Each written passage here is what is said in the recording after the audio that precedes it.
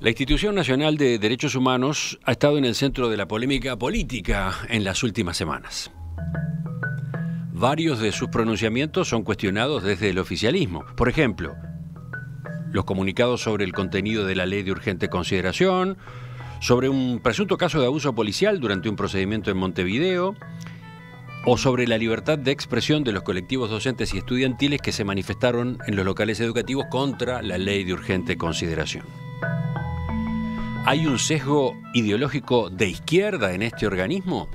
El tema figuró acá, en Perspectiva, en entrevistas y en la tertulia. Bueno, hoy lo retomamos. Hoy vamos a conocer cómo se responde desde la propia Institución Nacional de Derechos Humanos y Defensoría del Pueblo. Estamos con el doctor Wilder Tyler, integrante del Consejo Directivo, que esta semana asumió como nuevo presidente por los próximos 12 meses.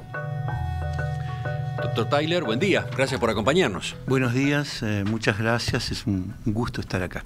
Yo decía, acaba de asumir la presidencia del Consejo Directivo de la institución, una presidencia que rota anualmente entre los 5 miembros. Usted está en este consejo desde 2017, ¿no? Efectivamente, el 2017, sí. En esa fecha se votó a las actuales autoridades que van a cesar en 2022. Recordemos, la institución depende del Poder Legislativo. La institución es creada por el Poder Legislativo. Administrativamente depende de la Comisión Administrativa y del Senado.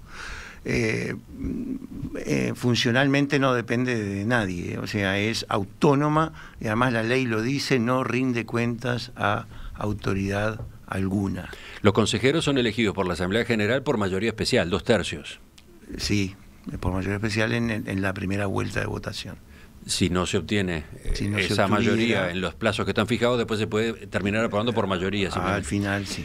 ¿Y cómo define usted a la Institución Nacional de Derechos Humanos, más allá de lo que dice la ley? ¿Qué es? ¿El ombudsman? ¿Una cosa así? Efectivamente, es el ombudsman. Es una institución que vela por los derechos humanos. Es un tribunal de conciencia, si usted quiere que le diga de alguna manera, en el sentido que sus dictámenes no tienen consecuencias jurídicas inmediatas, o sea, no es una ley, una sentencia, un decreto, lo que se dicta, es una recomendación que no modifica la realidad jurídica, pero que, bueno, se supone que tiene un peso moral y técnico, ¿verdad?, desde la óptica de los derechos humanos, mirados a través de la Constitución y del derecho internacional, porque eso es lo que dicta esta ley. Vamos a ir aterrizando en ese papel de la institución, justamente a partir de algunos ejemplos y a partir de la polémica. Pero antes de continuar, yo recordaba, los integrantes de este consejo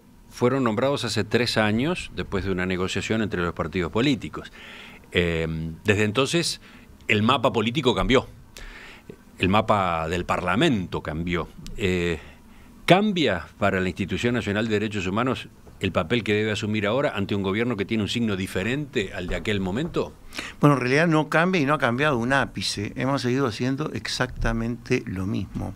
Yo aparte le aclaro que con en este consejo se acordó políticamente. O sea, no fueron elegidos por mayoría simple los miembros, sino que efectivamente hubo acuerdo político, hubo distintos niveles de votación, pero hubo acuerdo político. O sea, todos los que están en el Consejo fueron, llegaron allí con los votos de más de un miembro del Parlamento. Pero a ver, vamos a repasar los nombres de los 5 consejeros. Juan Faropa integró gobiernos del Frente Amplio, fue propuesto por la Asociación de Familiares de Migrantes Idas y Vueltas y la Red de Amigos de Luis Pérez Aguirre. Mariana Mota, que fue jueza, como los oyentes recordarán, fue propuesta por Madres y Familiares de Detenidos Desaparecidos, respaldada por el PIT-CNT. María Josefina Aplá, abogada, fue respaldada por Gurises Unidos y por el Centro Latinoamericano de Economía Humana. Wilder Tyler, propuesto por el Instituto de Estudios Legales y Sociales del Uruguay, que usted integró, por el Servicio de Paz y Justicia, por el Centro de Archivos y Acceso a la Información Pública, por la Fundación Mario Benedetti. Mariana Blengio, abogada, fue propuesta por legisladores nacionalistas.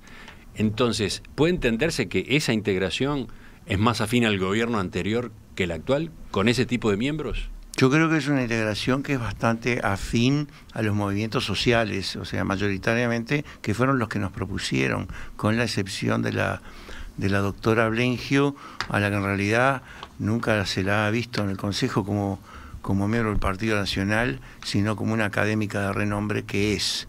Y esa es su contribución más importante, así como los antecedentes de la doctora Mota como jueza, es lo que la ha destacado, en mi caso es la parte internacional, Josefina, obviamente su inspiración cristiana y el trabajo a nivel comunitario que ha hecho, y Juan toda su experiencia incluso de gobierno, ¿verdad? Hay una variedad y una pluralidad de opiniones allí que hacen que las discusiones sean muy ricas en el Consejo Directivo. ¿Sabe que desde el gobierno actual dijeron a la producción de En Perspectiva esta semana que ven una puja política en la Institución Nacional de Derechos Humanos entre quienes tienen una mirada de izquierda, que serían 4, y Mariana Blengio, que estaría más cerca del Partido Nacional? ¿Qué responde usted a eso? Sí, en el gobierno actual, por supuesto, se ha dicho que somos de izquierda.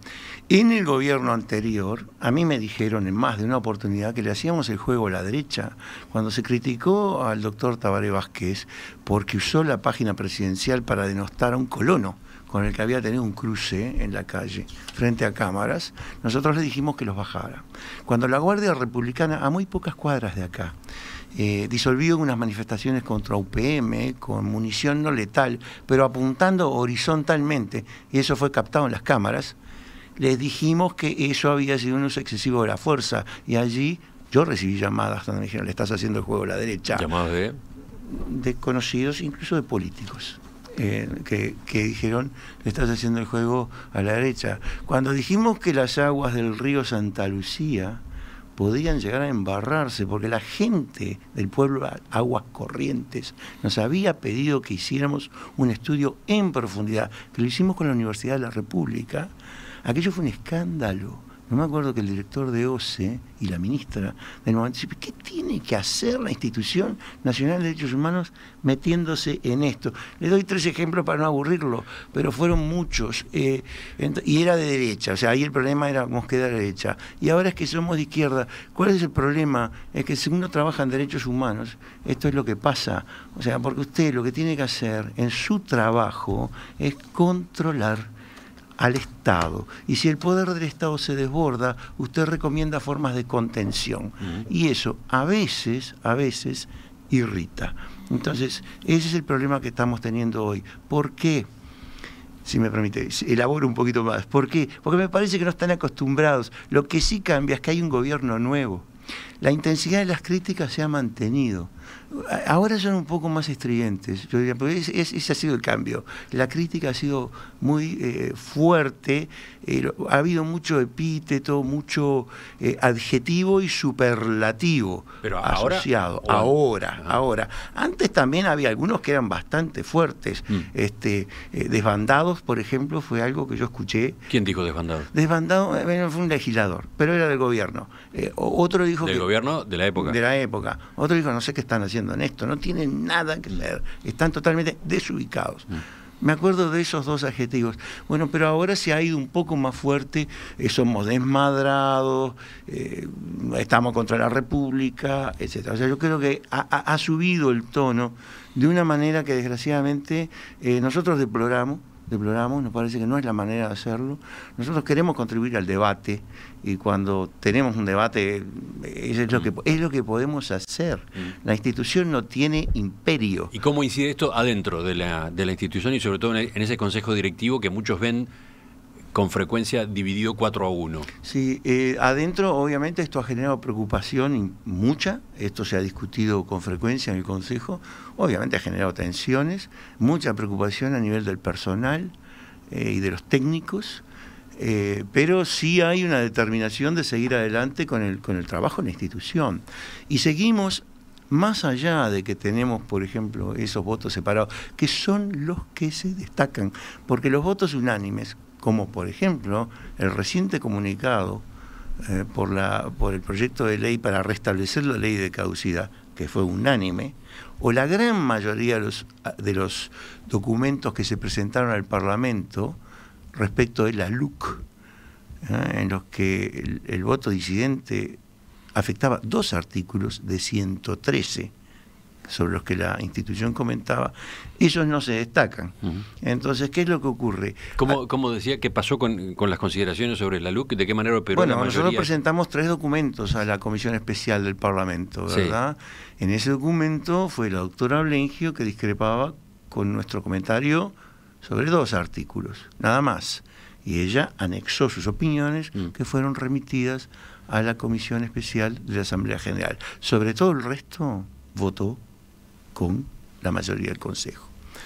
Así como ha votado con la mayoría del Consejo en una gran cantidad de oportunidades, así como yo he votado en contra de la mayoría y he quedado solo, o a veces en minoría de 2, y así como nos ha pasado a cada uno de nosotros. El problema es que en este momento, como se ha caldeado tanto el ambiente en torno a nuestras opiniones sobre derechos humanos, se ha destacado, o sea, se ha sacado a la luz este tema. ¿De qué resulta? De que somos un cuerpo plural, con gente que opina diferente a veces, y entonces votamos y respetamos el voto de nuestros colegas. Tanto es así que el voto minoritario además se adjunta, de modo que también se sepa. ¿Cómo? Nadie se horroriza tanto porque la Suprema Corte de Justicia tenga votos disidentes y minoritarios. ¿Y sabe qué? La sentencia de la Corte tiene efectos jurídicos muchísimo más poderosos que los que tiene como abogados, se lo digo, como mucho más fuertes que los que tiene la institución. O sea que acá hay algo que es politizado. A partir de este marco, le propongo que enseguida, en la segunda parte, nos detengamos en un par de pronunciamientos de la Institución Nacional de Derechos Humanos que han generado polémica hace muy poco. Con gusto. Retomamos la entrevista enseguida con el doctor Wilder Tyler, integrante del Consejo Directivo de la Institución Nacional de Derechos Humanos desde 2017, desde esta semana presidente por un año.